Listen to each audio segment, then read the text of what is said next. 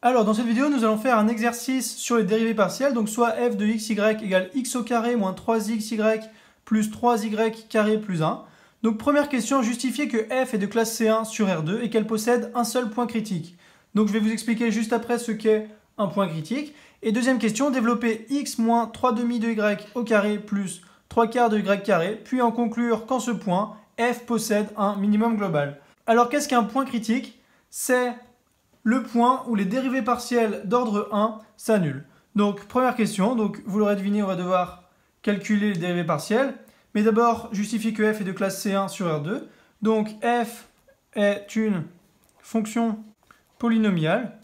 Donc, elle est de classe C1, puisqu'elle est de classe C infini, c'est-à-dire qu'elle est de classe infinie, on peut la dériver autant de fois qu'on veut. Donc voilà. Ensuite, la dérivée partielle d'ordre f en x, donc de x, y, c'est égal à, donc si on dérive en fonction de x, ici on a 2x, ici on a moins 3y, et ici on a 0, 0.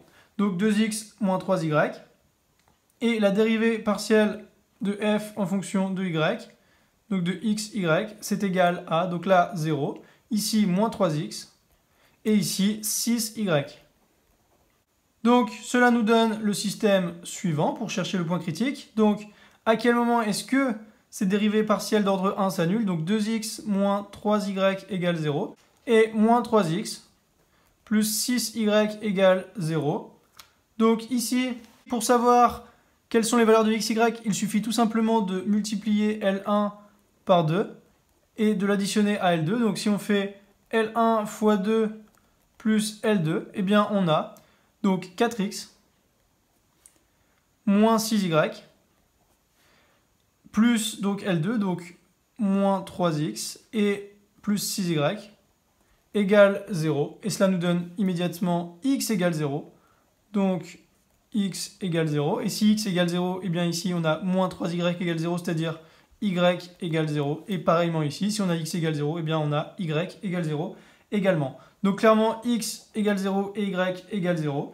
Il n'y a bien qu'un seul point critique, c'est le point de coordonnées 0, 0. Donc voilà pour cette première question. Deuxième question.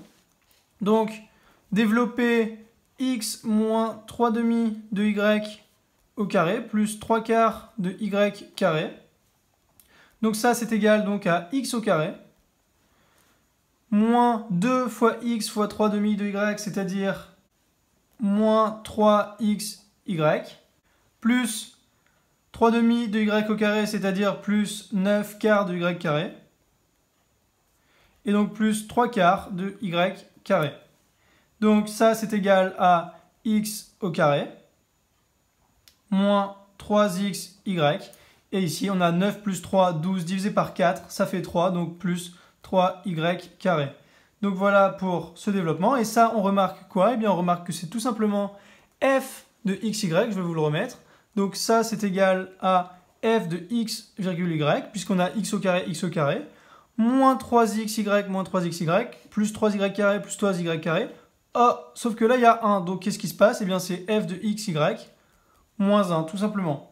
Donc, ici, comme on sait que f de 0,0, c'est égal à 1, puisque f de 0, 0, ça fait 0, moins 3, 0, plus 3, 0, plus 1, donc ça fait bien 1. Et donc, on en conclut que f de xy moins f de 0,0, c'est égal à f de xy moins 1, donc. Et donc que ça, c'est supérieur ou égal à 0, puisque ça nous donne cela. Et donc, avec égalité, c'est-à-dire supérieur ou égal à 0, donc égal quand. Donc avec égalité quand x égale y égale 0.